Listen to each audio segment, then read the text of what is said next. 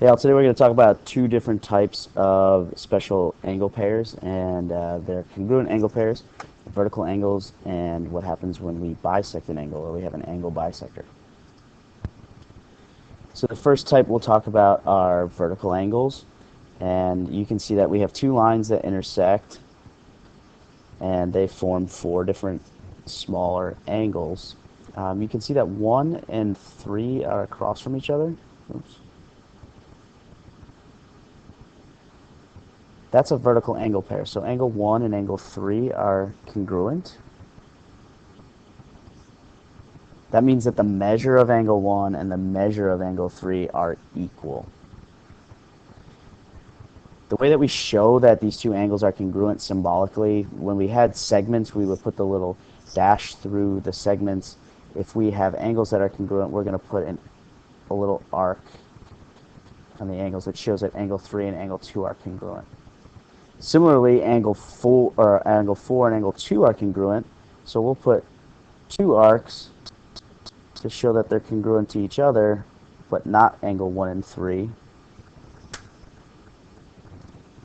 Oops. So angle 2 and angle 4 are congruent. That means that their measures are equal.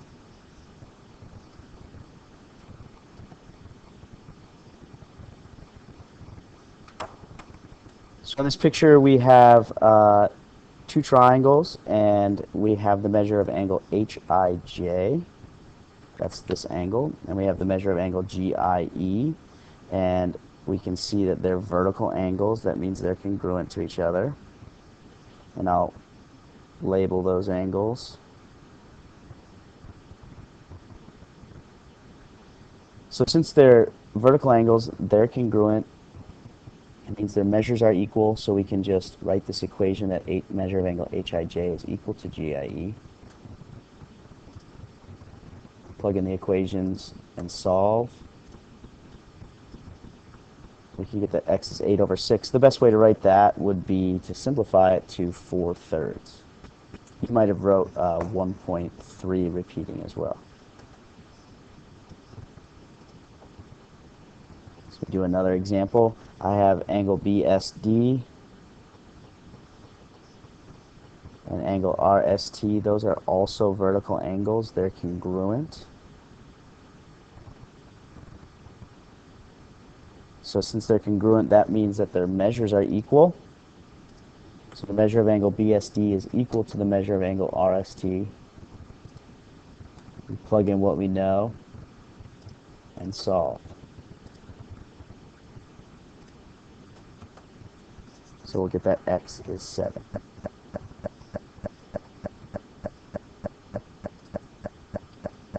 So try this one. I'm giving you the measure of two angles. Use your knowledge of vertical angles.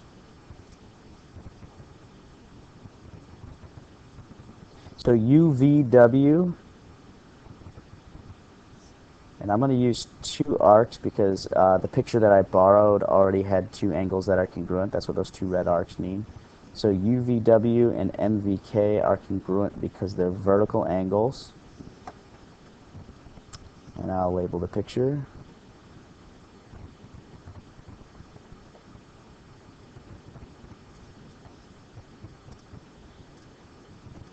So their measures are equal. We'll plug in what we know, and we'll solve for x. So I'm solving for x pretty quickly now, because hopefully you're back in the swing of solving. If you get stuck, make sure that you ask me a question when you see me. So the other thing we'll talk about are angle bisectors.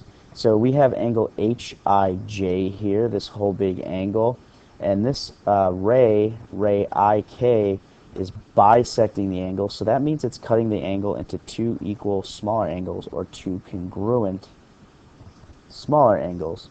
So I can say that angle 1 is congruent to angle 2, and that means that the measure of angle 1 is equal to the measure of angle 2.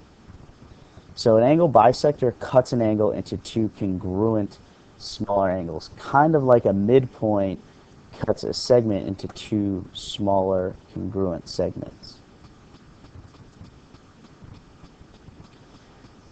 So here I have segment UP, and segment UP is an angle bisector. I should have written it up here next to the given, but I'm saying it to you now. Segment UP is a bisector of angle SUT.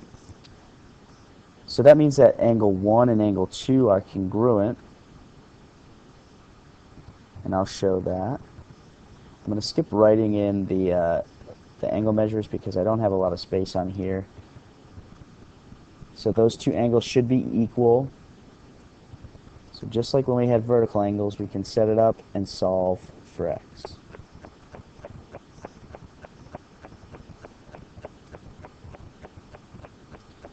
Let's try another one. This time I'll tell you that segment QP is bisecting angle SQR. So this angle over here is getting bisected. That means that angle 1 and angle 2 again are congruent. And that means that their measures are equal. So again, we can just plug in what we know and do some algebra and get x. And no, these aren't always the best, cleanest answers, but 2/31 is correct. So pause this one. I'll write it on here for you that segment BP bisects angle CBD. So find the value of x.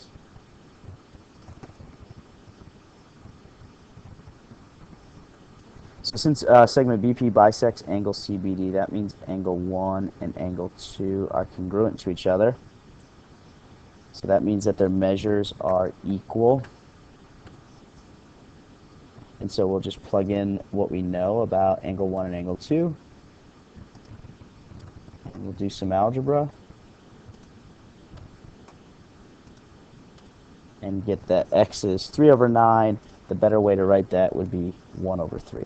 So we're just simplifying the fraction. You might have gotten 0.3 repeating. It's probably better to write 1/3 since we are talking about the size of an angle. So I have 2 you-dos for you to do. Make sure that you do them in your notes and then submit me your answers, just the number of the answer. And I will tell you for number 2, I'll write it in here for you, that segment PX bisects angle YXZ. So segment PX bisects angle YXZ. Try these two, and we'll talk about them in class.